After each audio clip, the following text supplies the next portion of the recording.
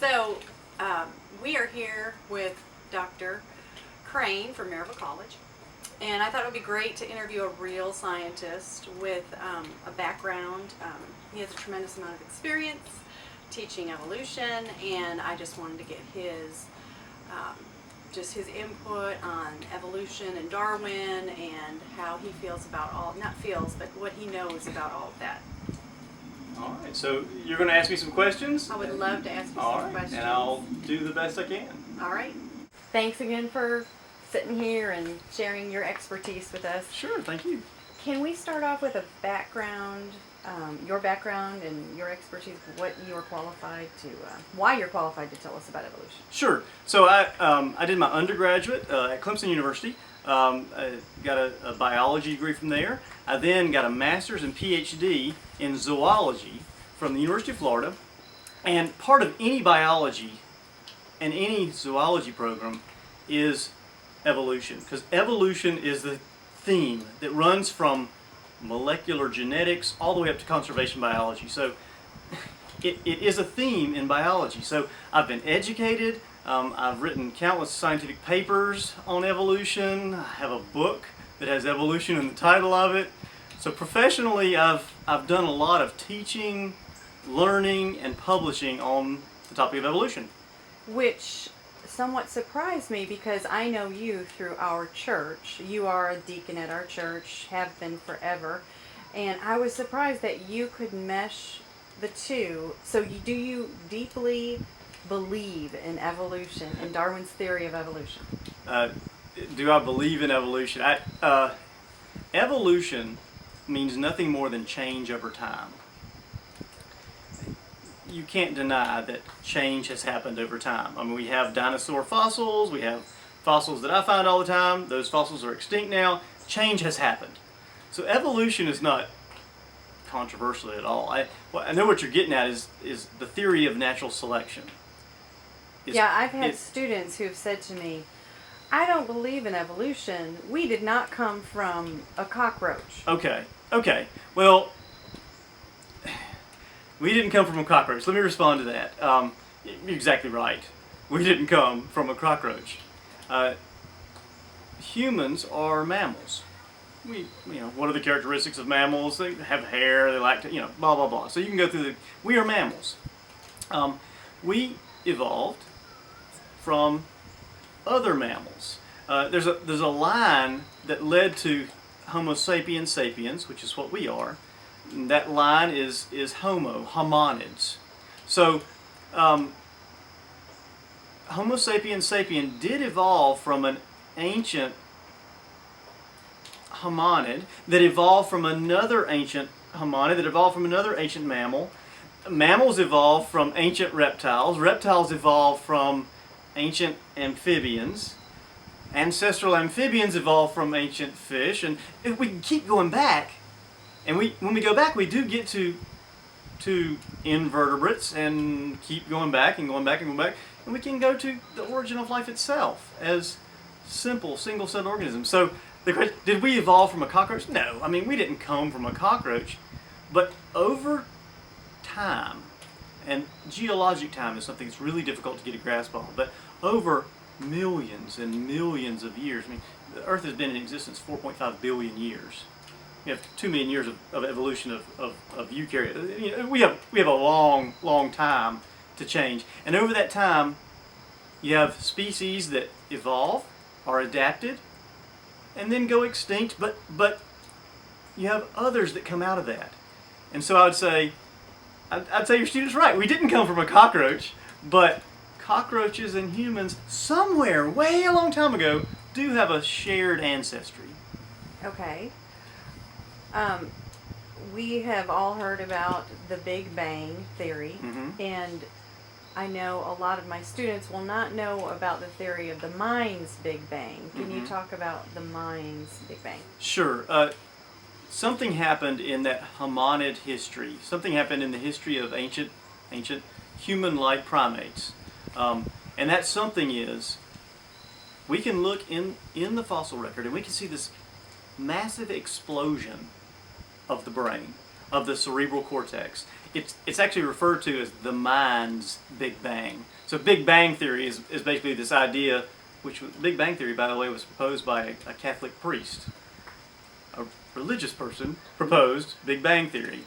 Mendel, one of the greatest, was in the clergy. So there's this idea of conflict is really silly when you think about it, because all the major players were religious players. Anyway, that was a side. The mind's Big Bang is this time in history when our cerebral cortex, our brain, exploded, and it was a really quick event, giving us the faculties that we have today of concentration and introspection and working in community with others and empathy and relationship. And how do we know this? Fossil records show... Sure, fossil records can, we have skulls. Right. And you can see those skulls, you see the capacity of the skulls, and you see all of a sudden what happened is we have this massive explosion in cranial capacity. As well as finding things like necklaces, yes, and social symbolism, symbols, and even complicated tools. Burial practices. Burials. I mean, respecting the dead so much that you have these really elaborate burial practices. The art, the cave. We have all of these expressions of our expanded and brain. The Neanderthal, which was about the same time, had none of that. Not nearly. Yeah. So Homo sapiens sapien and Homo sapien neanderthalensis were around simultaneously. They were there at the same time, but the mind's Big Bang led to Homo sapiens sapien, led to all of the adaptive hunting techniques and getting more up on bipedalism, walking on two, getting out of the forest, getting onto the plains. All these things were adapted because of our ability to have this tremendous ability to think. Okay. So I can see how we would not be related to anything other than the human race, because we have the intellect. And other species. Yeah, you might say, how are we different? Mm-hmm. And that's, it is debated. How are humans really different? And if you want to think about what makes a human, it's things like our communication, tremendous communication ability, our artistic ability, our empathy for each other, our higher reasoning, which all of those things you can see in some critters, in some organisms. But put it together, and that's the way we kind of define humans, this self-introspection, relationship. Okay, and so when this mind's Big Bang came about, we know about the theory of creationism. Could this possibly be when the Adam and Eve came into the picture under that theory? Many believers come at this Adam and Eve question a lot of different ways, and to me, it doesn't really matter how you believe that story. I don't care if you want to try a literal or a metaphorical Adam and Eve. Doesn't matter to me personally. But many people do believe that indeed, whenever we can define a human, the way Genesis puts it, being breathed into existence in the image of God, that image of God being relationship, communication, humans, many people see Adam and Eve as that first Homo sapiens sapien. I'd say a lot of people have that opinion. And that is just another theory that... Sure. It's just another idea that we can either support or reject now. I mean, DNA or anything, so it's just an idea that's out there, yeah. Okay. So, tell me a little bit what you know about Darwin, about his life. Yeah, so Darwin, so this book, Science, I've got a lot of books here on the topic of science and religion. A lot has been written on the topic. This book by Gary Ferngren, Science and Religion, I'll read some from the first chapter there. The most common view of the relationship between science and religion is that they are, and have been historically, in mortal conflict. I know probably your students, yes. They hear this, somewhere it comes. The most common view is that they're in mortal conflict. While it can't be denied that isolated cases of real conflict have existed, such as Galileo and Darwin, recent historiography suggests that it is wrong to extrapolate from these examples to the view that science and religion are necessarily hostile. Studies of the social history of science in the 19th century have, moreover, suggested that other factors account for the emergence of the conflict theory. In other words, most historians today say this conflict theory that we have right now is really a very modern thing.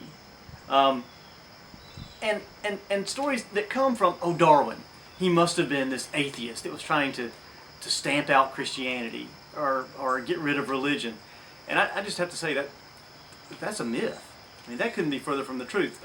Darwin himself, he began his life wanting to be in theology, wanting to study religion. He began to become in the church. He wanted to be involved in the church, and he just happened to get this gig on this Beagle, which was a boat, and that turned out really well for him because he found out he was really good at collecting artifacts and collecting fossils and putting together. And he started seeing similarities in different areas. He started putting together this idea that I was talking about a while ago, that we evolve from ancient ancestral species over time. We have this descent through modification. We change over time from ancestral species. So he had this idea, he brought it together, and most people think, that led him to his atheism. There is no God belief. He was an agnostic. He didn't know what he believed really. He didn't support, but he didn't say, there's not a God. This is late in his life. And that, I'm going to say, is mostly a result not of his scientific views, but of maybe his personal life. His daughter passed away. And like happens many times, the father questioned, how in the world could a loving God allow this to happen? If there is a loving God, I can't believe in a loving. So this is the way Darwin's mind went. I can't believe in a loving God because my daughter passed away. And so it was the problem of pain that led to most of his uncertainty. Not atheist, but uncertainty. That was combined with his modern science and his natural selection theory, but really, I'm saying that story is much more complex than just say, Darwin was an atheist because, he believed in science. No. Galileo, another good example. I mean, Galileo, when I think of this conflict theory that I know a lot of your students are familiar with, that you can't believe in evolution and have a faith life, that's a conflict theory. I think the best quote that I can think of that would maybe help your students with that is a quote from Galileo, a man much smarter than I am. Galileo said, "The Bible shows the way to go to heaven, not the way the heavens go." In other words, the Bible doesn't try to teach us about science. The Bible tries to teach about faith and piousness and relationship with God. It doesn't have a dog in the hunt as far as science is concerned. Galileo said it, and that's what I think. Can you tell us a little bit about Darwin's natural selection? Sure, the idea of natural selection. So, natural selection is really a very simple idea. It is, if you've got some traits that help you in your environment you're in right now, you will survive better. And therefore, you will reproduce and pass those traits on. That's it. So, you got some traits, and these traits, every trait has variation in a population. Let me give you an example. Like, let's say we've got white-tailed deer in Loudoun County. These white-tailed deer, some of them are a little bigger and some are a little smaller. And some of them have thicker fur and some of them have thinner fur. Okay. Now let's just say, for instance, this year we have some thin, some thick fur, and some intermediate. Let's say this winter, it happens to be a really cold winter. Hoping so, but we'll see. Let's say it's really cold. We get tons of snow. Some deer are going to die. Now, which deer are going to die? The ones with the thick fur? No, the ones with the thin fur are going to die. They're not going to be here when it comes time to mate next year and then have offspring the following year. What that means is the deer with thick fur will reproduce because they survived. And because they reproduce, they pass on that trait of thick fur, and the population changes so that it's got real thick fur now. That's natural selection. That's the theory of natural selection. I mean, it's not controversial. We can see that in whatever trait you're talking about. Deer, I keep going with the deer analogy. Well, you talked about the white deer in Colorado were much larger than yeah. Florida. We can see that if you look at white-tailed deer in Florida, they're really small-bodied. Every hunter knows this. If you want to go get the big deer, where do you go? You go up north. You go to Montana. You're going to go to where the big white-tailed deer are, Nebraska. So cornfields. It's not just because they got corn to eat. It's because their populations have adapted because their bigger bodies help them withstand the cold winters. Whereas in Florida, if you had that big body, you're going to burn up and not going to survive and not going to pass on that trait. So that is not true for just body size or fur. It's also true for every other trait we could talk about. Natural selection is just the theory of natural selection. And by the way, theory, that doesn't mean it's not true. What that means is a theory is a highly supported idea based on support from hypotheses that have been tested before. The theory of natural selection is just as much in question as the theory of cells. Cell theory is a theory that we are made of cells. Natural selection theory is a theory that traits are passed on and populations change due to these traits. So, yeah. So that all makes really good sense. I hope so. Would you like to end with the last sentence or sentences in Darwin's book? Sure, because Darwin is always seen as the evil one, the one that, he must be trying to, people are using Darwin to make atheists, and people are using Darwin to counter faith. I want to finish with the last words that Darwin wrote in Origin of the Species. And this is actually the 1901. I pulled it out of the Maryville College library today. It's the 1901 edition. This is the last words that Darwin penned in Origin of the Species. There is grandeur in this view of life, with its several powers, having been originally breathed by a creator into a few forms or into one, and that whilst this planet has gone cycling on according to the fixed law of gravity, from so simple a beginning, endless forms most beautiful and most wonderful have been and are being evolved. Breathed by a creator, have been and are being evolved. If you read that, you don't see Darwin in terms of having these little pitchfork and horns on top of him. You see him as a much more reasonable fella. Great. Thanks so much again. All right. Well, you got any students that want to come to Maryville College? We'd love to have them.